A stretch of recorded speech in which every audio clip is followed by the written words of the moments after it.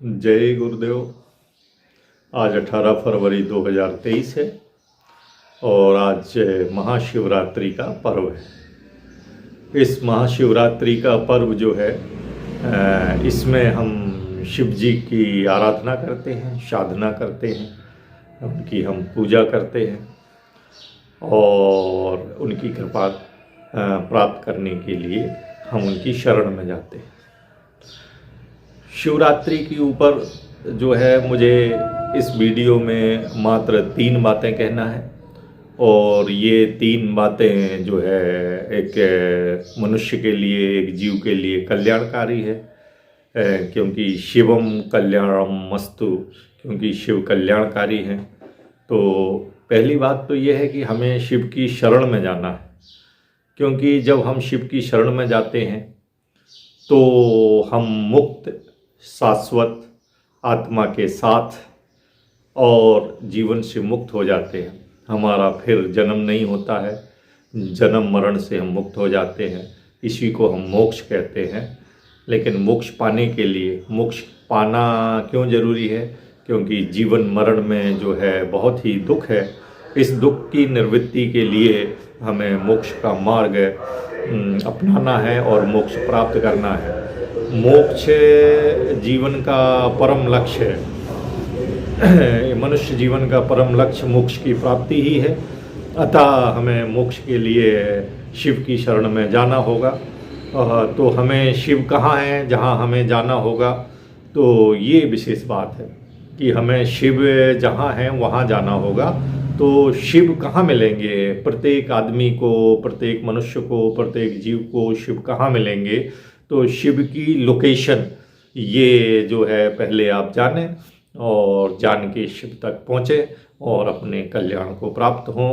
तो कहा गया है शिवम शांतम अद्वैतम चतुर्थम मन्यन्ते सा आत्मा सा विज्ञे, कि शिवम शांतम अद्वैतम, शिव की जो वास्तविकता है वो अनंत मौन में है। शिवम शांतम, शांतम माने अनंत शांति है, वहाँ अनंत मौन है और अनंत शांति है। शिवम अनंत मौन, शांतम अनंत शांति, अद्वैतम माने अविभाजित, वहाँ 2 नहीं हैं। कहाँ पे?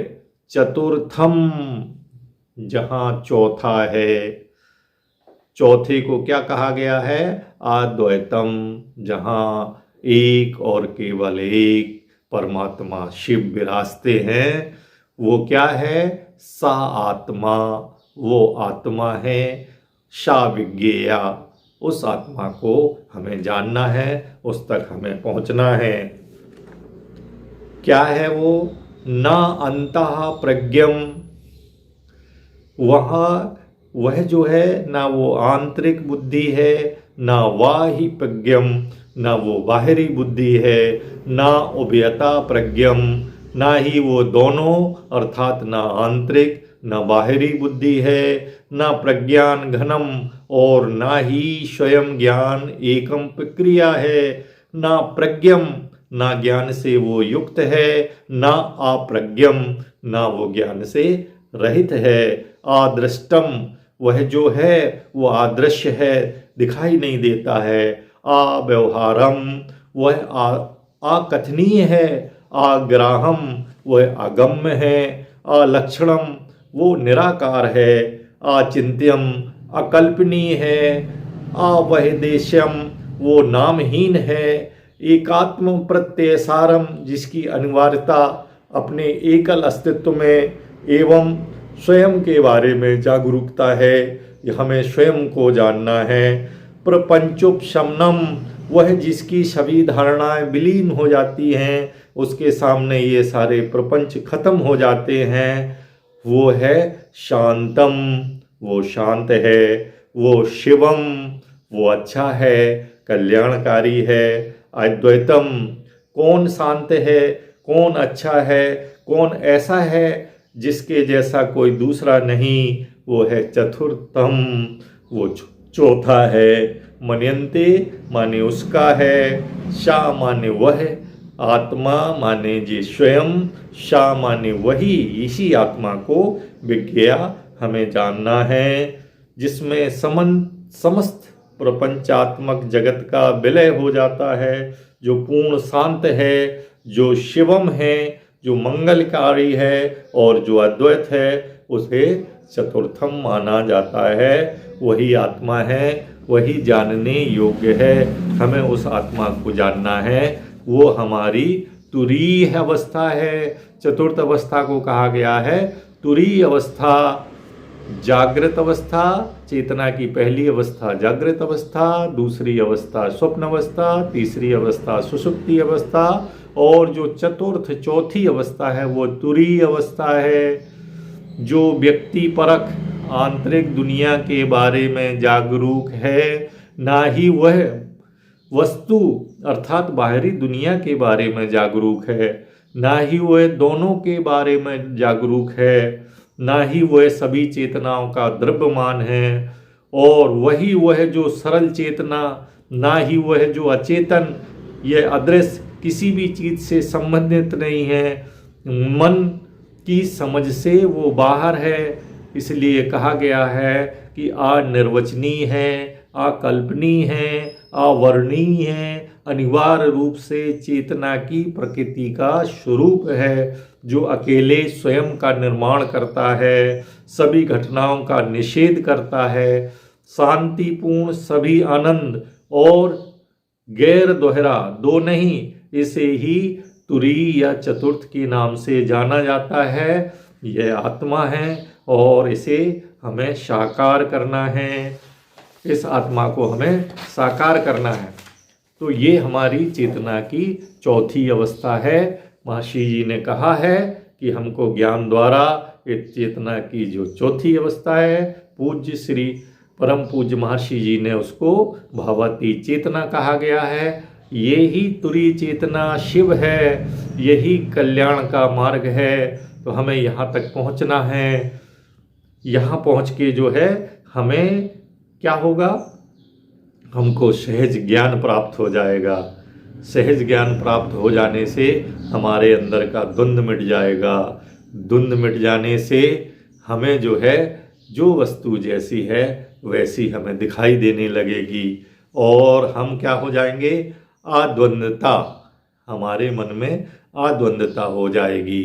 अद्वंद्वता होने से हमें कोई कन्फ्यूजन नहीं होगा, और जब कन्फ्यूजन नहीं होगा इसका अर्थ है कि हमको तत्व ज्ञान हो जाएगा।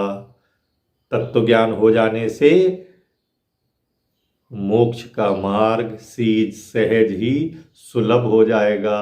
हमारी सारी भ्रांतियों का समूल नाश हो जाएगा।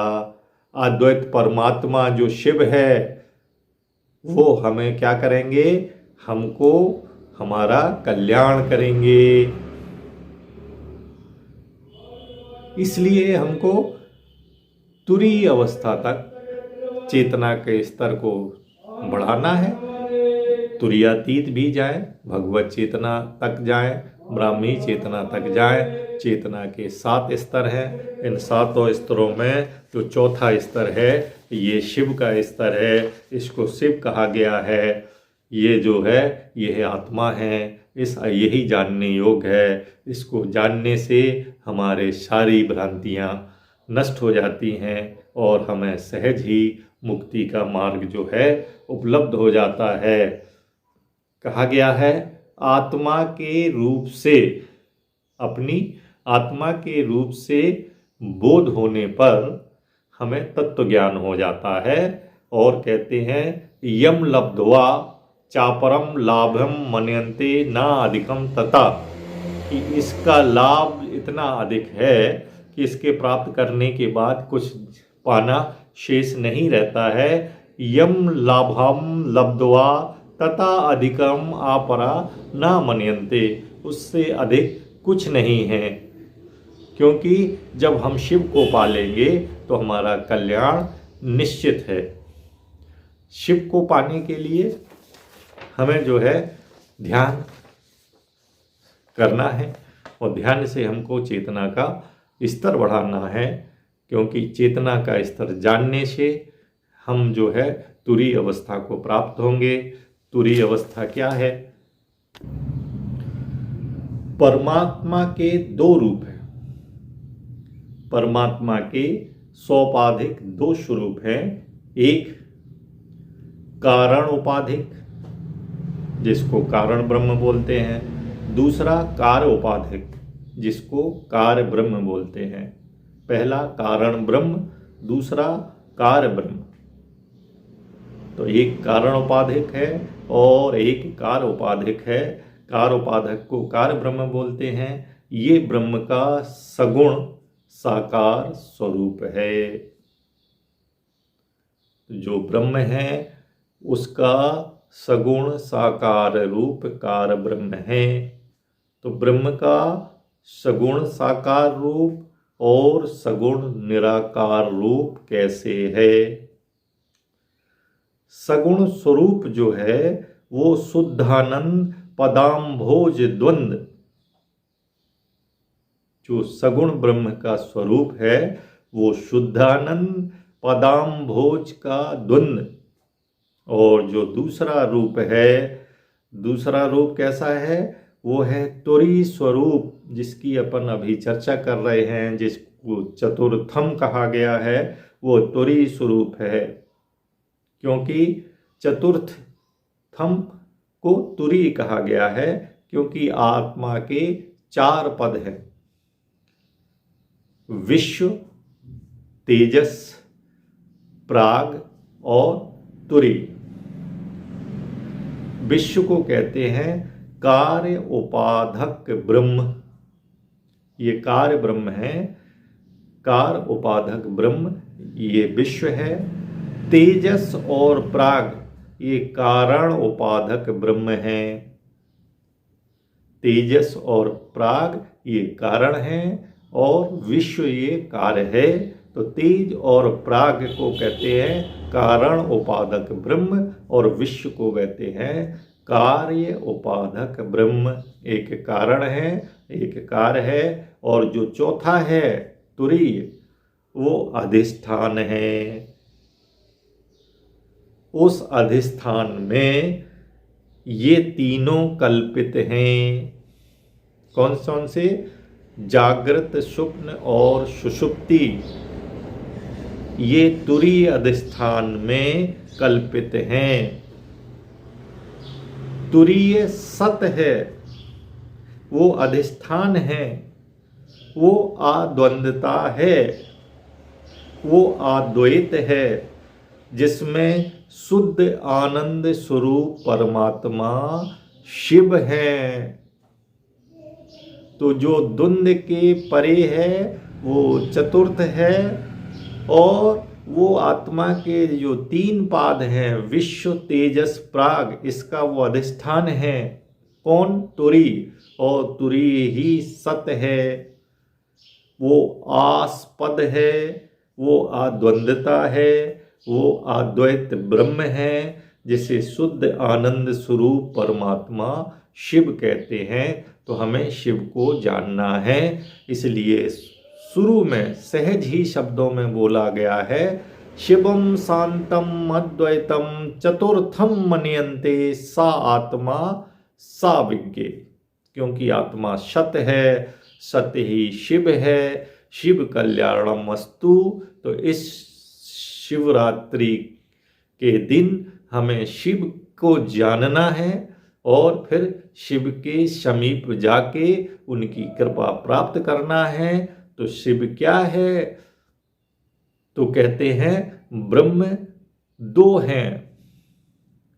ब्रह्म के दो स्वरूप हैं, या परमात्मा के सोपाधिक दो स्वरूप हैं। एक कारण ब्रह्म है और एक कार्य ब्रह्म है।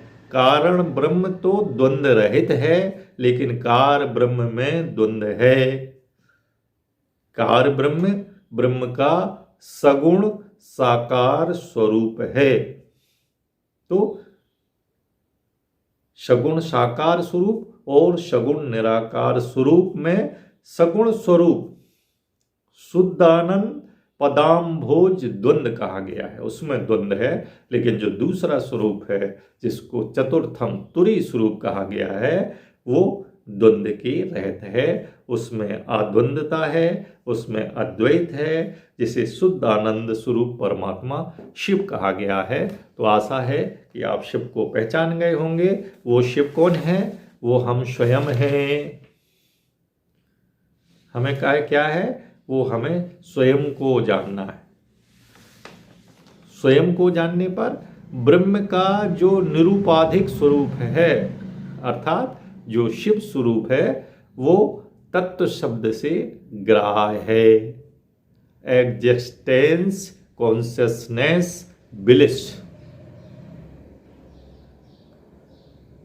उनको हम नमस्कार करते हैं। उस शिव परमात्मा को नमस्कार है। नमस्कार का अर्थ है ब्रह्म का मैं के रूप में अनुसंधान करना।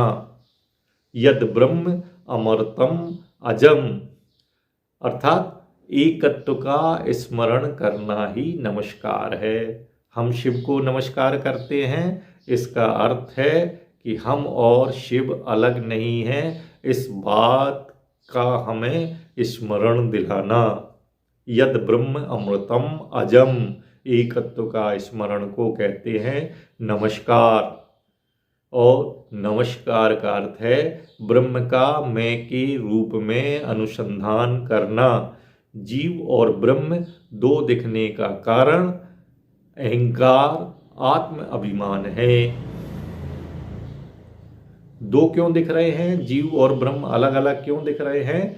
क्योंकि ये अहंकार है, ये आत्म अभिमान है। ब्रह्म का किसी भी अनात्मा पदार्थ में आत्मा अभिमान नहीं है।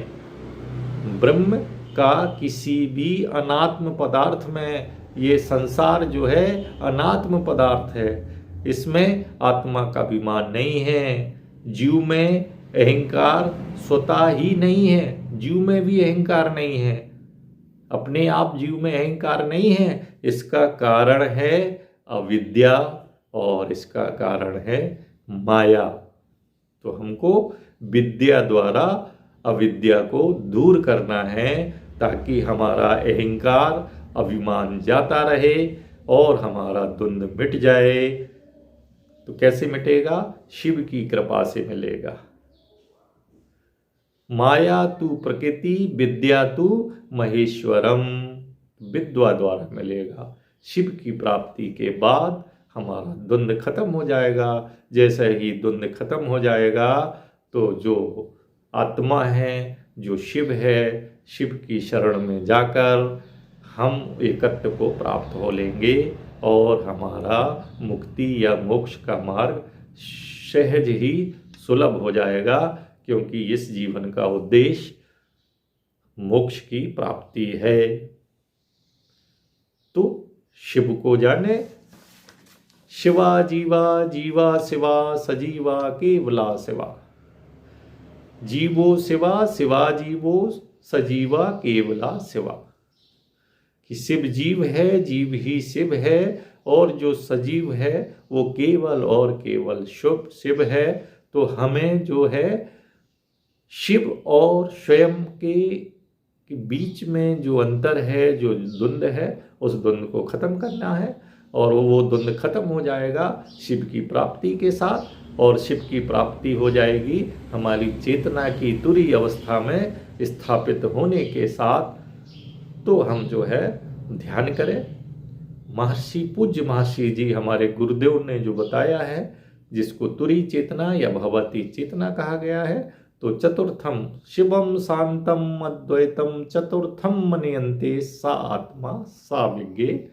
कि वो जो चतुर्थम जिसको कहा गया है वो आत्मा है, वो जानने योग्य है, वो शिव है, जहाँ पर द्वंद्व खत्म हो जाता है और शिव कल्याणमस्तु, हमारा हम कल्याण को प्राप्त हो जाते हैं। नमस्कार।